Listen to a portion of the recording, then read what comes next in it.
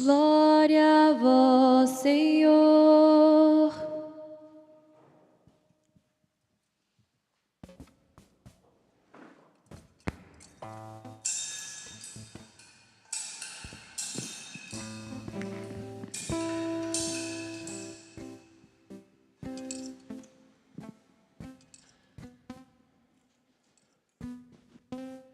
Naquele tempo, os chefes zombavam de Jesus, dizendo: a outro salvou, salve-se a si mesmo, se de fato é o Cristo de Deus, o escolhido. Os soldados também caçoavam dele, aproximavam-se, ofereciam-lhe milagre e diziam: se és o rei dos judeus, salva-te a ti mesmo. Acima dele havia um letreiro: este é o rei dos judeus. Um dos malfeitores crucificados o insultava, dizendo: tu não és o Cristo, salva-te a ti mesmo e a nós. Mas o outro o repreendeu, dizendo: nem sequer temes a Deus, tu que sofres a mesma condenação. Para nós é justo, porque estamos recebendo o que merecemos, mas ele não fez nada de mal. E acrescentou: Jesus, lembra-te de mim quando entrares no teu reinado. Jesus lhe respondeu: em verdade eu te digo, ainda hoje estarás comigo no paraíso. Palavra da salvação. Glória a vós, Senhor.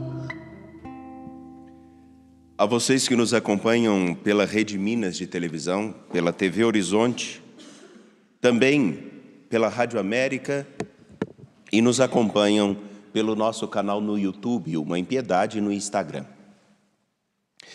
Hoje, graças a Deus, podemos nos encontrar e celebrar a solenidade de Cristo, Rei do Universo. O Rei dos Reis, o Senhor dos Senhores. E para que possamos nos aprofundar nesse mistério, eu gostaria de primeiro fazer uma pergunta. Por exemplo, daqui uns dias a Bárbara deve estar se encaminhando juntamente com Christopher para os altares, a fim de estarem unidos em matrimônio. Temos aqui 2 voluntários que nos ajudam, que são casados.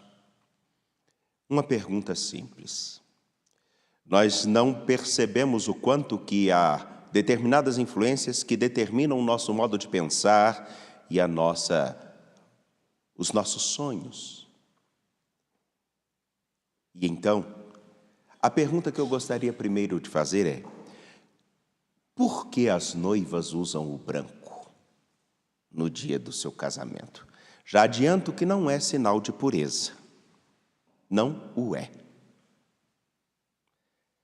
Ao fim desta reflexão, da homilia, todos entenderão o porquê dessa pergunta. Antes disso, é necessário que nós olhemos para a leitura tirada do livro de Samuel, do segundo livro de Samuel, no capítulo 5, versículos 1 a 3. É o primeiro momento na literatura bíblica que se refere ao povo de Deus, ao povo de Israel, sob o governo de um único rei. É por isso que aqui, no versículo 2, atribuindo a Davi, que é o modelo do rei dos reis para o povo de Israel, aparece: e o Senhor te disse, Davi, tu apacentarás o meu povo, Israel, e serás o seu chefe. A imagem de que então o povo de Deus estaria unido sob o governo de um único rei. É a primeira vez que isso acontece. E é a primeira vez que de norte a sul, todas as tribos de Israel estarão sendo conduzidas por um homem, mas não mais somente um homem. O que era então atribuído é porque se o Senhor te disse, é uma missão recebida do próprio Deus. Missão dada a Davi, a fim de que ele, em nome do Senhor, cuide de seu povo. Ele seria então a cabeça do povo. Ele seria aquele que conduziria o povo. E a maneira mais simples de nós entendermos o que isso significa é quando nós somos chamados por alguém, qual a primeira parte do nosso corpo que se volta para aquela pessoa? O olho, a cabeça. Começou a rir de novo. É a cabeça, justamente. Mas o que está na cabeça? O olho. Muito bem. Quando a pessoa não enxerga, ela faz esse movimento. Ela volta-se para onde veio aquele som. Ao escutarmos também, na literatura tirada de Colossenses, que ele, Jesus Cristo, é a cabeça do corpo da igreja, ele é o princípio, o primogênito dentre os mortos, de sorte que em tudo ele tem a primazia. Faz eco então agora a imagem daquele rei que conduziria o povo na imagem de Davi. Agora, Colossenses escuta de Paulo a seguinte coisa: vocês tenham atenção. Se o Senhor nosso Deus e Salvador Jesus Cristo não for a cabeça de vocês, vocês se perderão. E é claro que ele não fala isso à toa. Ele fala isso porque no meio do povo de Deus começam a surgir outros tantos que tendem a ocupar o lugar de Cristo cabeça na igreja. Não é muito diferente de hoje. Porque nós deixamos de escutar o Evangelho, nós deixamos de escutar a integridade da fé, deixamos de aprender com os nossos bispos, nossos pastores, e começamos a escutar a alguns outros por aí que falam a partir de suas ideias. Alguns para a direita, para a esquerda, outros que falam segundo a sua vontade. Deixamos de escutar o que realmente o ensinamento cristão, católico, nos traz. E começamos a contribuir para que o Evangelho perca sua força. Porque muitos se dizem discípulos de um rei que é Jesus Cristo, mas no trono de seus corações estão outros, outras. É muito fácil pensarmos quando nós vemos alguns falando sobre demônios, espíritos, dinheiro, mas poucos param para olhar. Será que o rei que está conduzindo meu coração não é aquele que eu começo a forjar segundo a minha imagem e a minha semelhança, segundo a minha vontade? Acredito que isso cresce. Mais à frente poderemos pegar essa pergunta, mas eu já adianto. Aquilo que é dito em Samuel se concretiza em nosso Senhor Jesus Cristo. Ele é sim o rei que poderá reunir todos os povos. Ele é o Senhor dos senhores. Entretanto, para que todos possam compreender quem Ele é necessário que os que formam a igreja, que se dizem discípulos dele, possam reconhecer em primeiro lugar, é Ele que nos traz a graça, é Ele que nos traz a salvação, é Ele que nos faz participar da verdadeira luz da vida, é Ele que nos dá a verdadeira herança, a plenitude da vida que começa agora. Foi Ele quem nos libertou do reino das trevas, e o reino das trevas aqui não é simplesmente a condenação de termos a morte eterna, é a treva de não conseguirmos perceber os traços da luz que é a salvação, a graça de nosso Deus, que caminha conosco ao longo de toda a história. Ficamos nas trevas procurando em nós mesmos, ou em coisas, ou em outras pessoas, a solução para termos um norte. E deixamos de receber aquilo que Ele nos propõe, o reinado em nossos corações. Se Ele não for a cabeça de nossa compreensão como igreja, se Ele não for a cabeça de nosso viver, de nossa vida, de nossa história, não o teremos como princípio e não reconheceremos e não viveremos segundo uma coisa: Ele é o princípio de um novo começo e de um novo tempo. No Evangelho de Lucas, capítulo 23, versículos 35 a 43, que narra exatamente o trecho da paixão, onde Jesus, sendo zombado por muitos, tem ao seu lado 2 ladrões, que significam exatamente as 2 opções que podemos fazer. Aqueles que zombavam é porque olhavam para o homem que foi reconhecido ou chamado de Rei dos Judeus e olham para ele e vejam que derrota esse rei tem. Passa pela maior de todas as humilhações. É condenado à pior morte, aquela que considerava o condenado como um homem indigno do céu e da terra. Por isso ele ficava suspenso numa cruz. A morte terrível e dolorosa, mas ao mesmo tempo, para aqueles que reconhecem que Jesus é o nosso Senhor e Salvador e reconhecem a graça que Ele nos deu, Ele nos salvou antes de se salvar. Isso é uma incógnita. Isso é um critério que nós não conseguimos conceber no tempo onde o nosso triunfo particular deve ser exacerbado. Prova disso é que nós olhamos em nosso Instagram ou olhamos em nossas redes sociais a necessidade de mostrarmos-nos felizes, mostrarmos-nos bem-sucedidos, com o máximo de visualizações, e quanto mais seguidores nós tivermos, mais famosos nós seremos e possivelmente nós seremos como aquelas pessoas que começam a receber alguns benefícios, alguns patrocínios. A necessidade de estarmos sempre bem, sorrindo, com sucesso, visíveis. Não podemos ser mais um.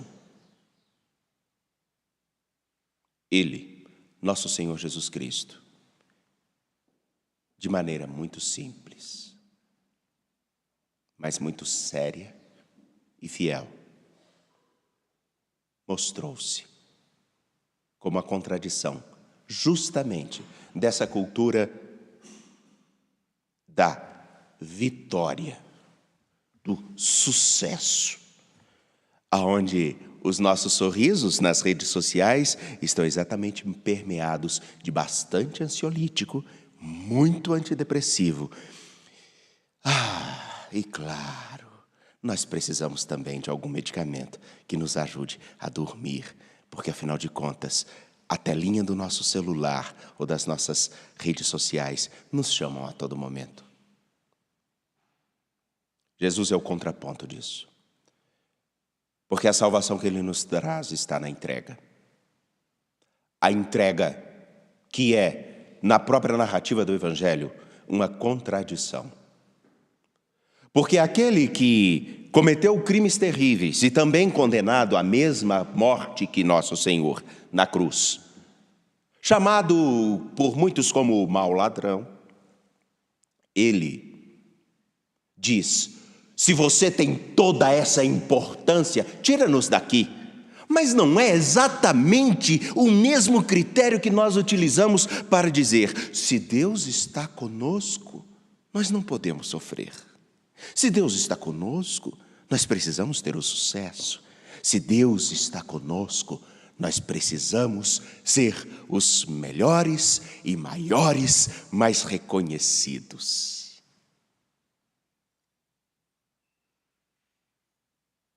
Mas aqui está um outro detalhe. Está a incógnita. Não há arrependimento. Não há reconsideração do caminho. Não há revisão de vida. O propósito não é viver.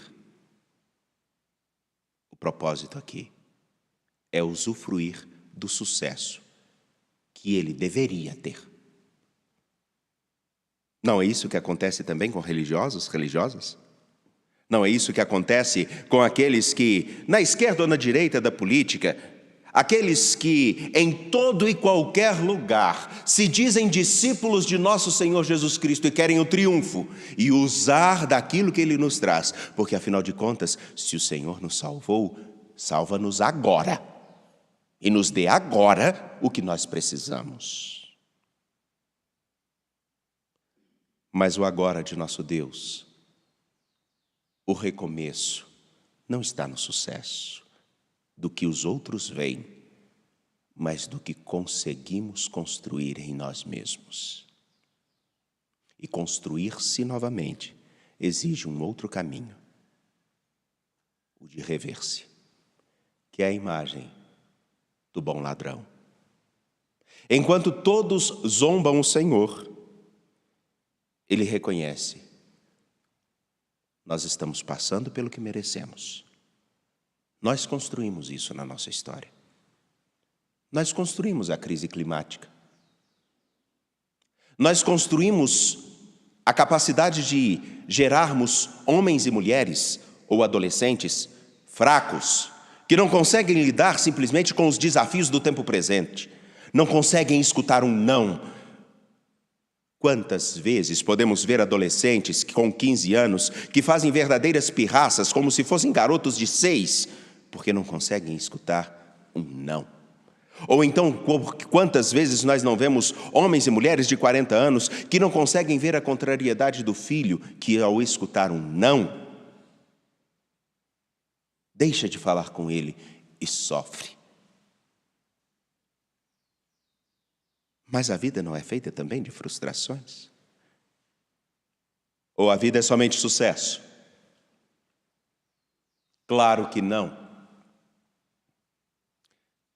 O bom ladrão, aqui, vai dizer exatamente no versículo 41 do capítulo 23 de São Lucas: para nós é justo, porque estamos recebendo o que merecemos, mas ele não fez nada de mal. Percebam, é aqui a capacidade de reconhecer em Jesus Cristo a inocência de quem se oferece,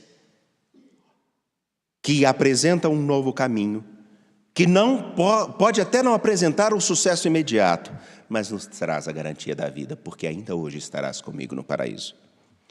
Enfim, o que quero dizer é simplesmente: o Senhor nosso Deus, apontado por Samuel, que deve ser a cabeça que nos conduz como igreja, Ele assim poderá fazer quando nós tivermos a postura de não buscarmos o sucesso naquilo que nós consideramos como primordial, os status, a fama, mas o maior sucesso de um homem está marcado na capacidade dele se reconstruir como um novo ser, pautado por aquilo que é realmente valoroso, pautado por aquilo que realmente é essencial, e ter a capacidade também de se oferecer.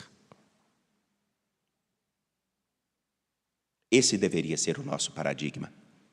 Esse deveria ser o critério para nos dizermos discípulos de Jesus Cristo. E, infelizmente, parece que isso está fora de moda. Faz mais sucesso nós sermos os ruins, sermos os revolucionários, termos a proposta para tratar ou de todas as minorias, ou sermos a maioria e deixarmos de lado aquilo que é fundamental. Nós não vivemos sozinhos. E nós só nos desenvolvemos porque tem um olhar, tem um outro rosto, tem alguém que nos faz sentir vivos. À medida com que cresce o triunfalismo, aumenta também a indiferença. Mas à medida com que aprendemos a lidar com as nossas limitações, percebemos também que somos dependentes uns dos outros. Não no sentido de não conseguirmos viver sem alguém, não é isso. Mas a dependência aqui significa tudo o que eu sou e tudo o que eu construo, tudo o que eu vivo está interligado com alguém. Como as nossas ideias e os nossos costumes. Me lembro que no início desta reflexão eu fiz uma pergunta: por que as noivas usam o branco? Algumas vão dizer que é sinal de pureza, que é tão bonito, mas na verdade, todas as noivas, inclusive aquelas que entram com os seus pajens, eu não vou entrar na imagem dos pajens que entram dentro da igreja, que para mim é vergonhosa, mas se nós olharmos para a história, nós teríamos muito medo de fazermos isso. Porque ratifica uma cultura que é terrível. Mas deixemos de lado somente o branco do vestido de noiva. Por que será que as noivas usam o vestido de branco? Até então, na época de Rainha Vitória, bisavó de Elizabeth II, ou tataravó de Charles III, não se tinha uma cor estabelecida para o vestido de noiva. Porém, Rainha Vitória, no seu casamento, resolve casar de branco. E contraria todas as regras da moda. Entretanto, naquele tempo, o Reino Unido era um grande império. E ela influenciava um grande número de pessoas, inclusive na política. Daí, então, o branco passou a ser o critério para que mulheres se matem, sofram, para ter um belo vestido branco. E o preto, que na verdade não era a cor do luto, quando ela então, Rainha Vitória, perde seu amado esposo, ela passa a usar o preto. E aí então se torna a cor do luto.